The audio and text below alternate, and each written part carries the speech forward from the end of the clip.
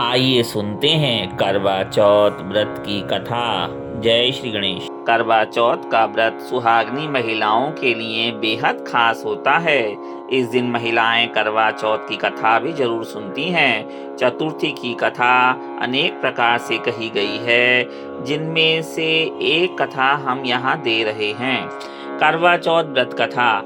एक साहूकार के 7 लड़के और एक लड़की थी। सभी भाई अपनी बहन से बड़ा प्रेम करते थे। सभी का विवाह हो चुका था। बहन करवा चौथ पर अपने मायके में ही थी। एक बार कार्तिक कृष्ण पक्ष की चतुर्थी तिथि को सेठानी सहित उसकी 7 बहुएं और बेटी ने करवा चौथ का व्रत रखा। रात में जब साहूकार के सभी लड़के व्यापार करके घर आए और भोजन करने के लिए बैठे, तो उन्होंने अपनी बहन से भी भोजन करने के लिए कहा। तब बहन ने कहा कि मैंने निर्जल व्रत रखा हुआ है, अभी चंद्रमा नहीं निकले हैं, मैं चंद्रमा को अर्घ देकर ही भोजन करूंगी। चूंकि साहूकार के बेटे अपनी बहन से बहुत प्रेम करते थे, इसलिए उनसे अपनी बहन का भूख से व्याकुल चेहरा देखा नहीं जा रहा था। तब साहूकार के बेटे घर से बाहर चले गए और छोटे भाई ने एक पेड़ पर चढ़कर अग्नि जलाकर चलने की ओट में रख दी।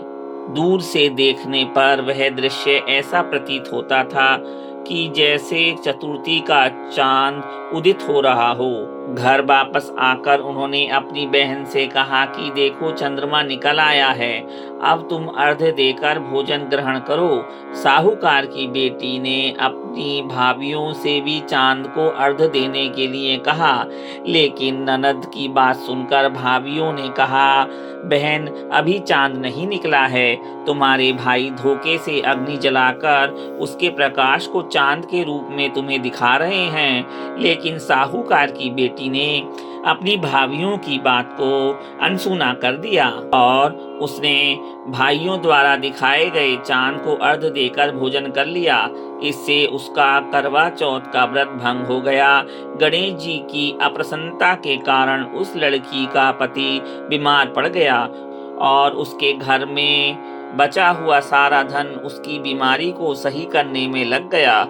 साहूकार की बेटी को जब अपने दोषों का पता लगा तो उसे बहुत पश्चाताप हुआ। उसने गणेश जी से क्षमा मांगी और फिर से विधि विधान पूर्वक चतुर्थी का व्रत शुरू कर दिया।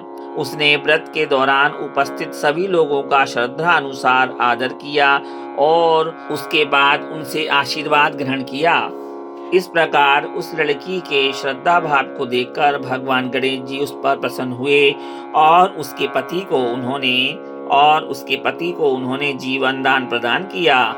उसे सभी प्रकार के रोगों से मुक्त करके धन संपत्ति और वैभव से युक्त कर दिया। कहते हैं कि इस प्रकार जो भी मनुष्य छल कपट अहंकार लोभ लालच को त्याग कर भक्ति भाव से चतुर्थी का व्रत करता है, तो वह सुखमय जीवन व्यतीत करता है। जय श्री गणेश।